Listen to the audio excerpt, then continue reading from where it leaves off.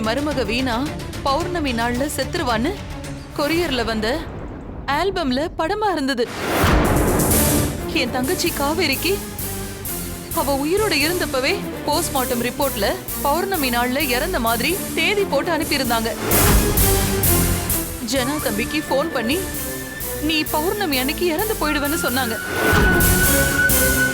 இப்ப அர்ஜுனுக்கு நடக்கிறத வச்சு பாக்குறப்ப அடுத்த பௌர்ணமிக்கு இவனதான் குறி வச்சிருக்காங்களோன்னு எனக்கு பயமா இருக்கு சாமி.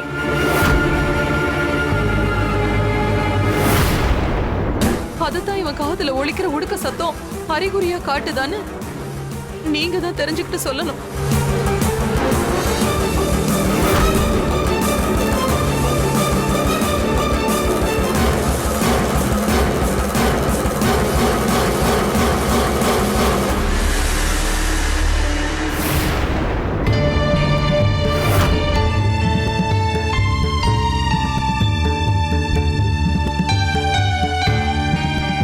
அம்மா, நீங்க சந்தேகப்படுறது அத்தனையும் சத்தியம், உண்மை.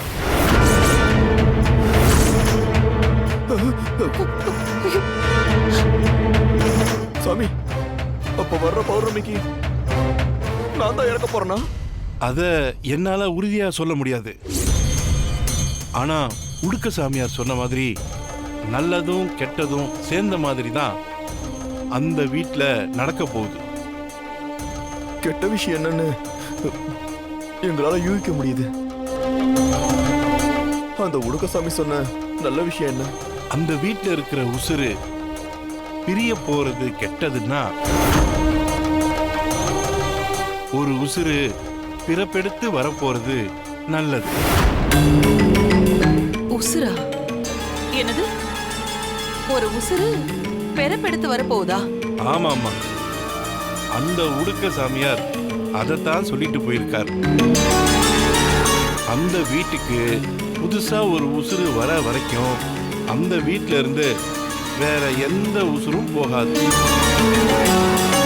புது உசுறு வந்த பின்னாடிதான் அந்த வீட்டுல ஒரு துக்க நிகழ்வு நடக்கும்.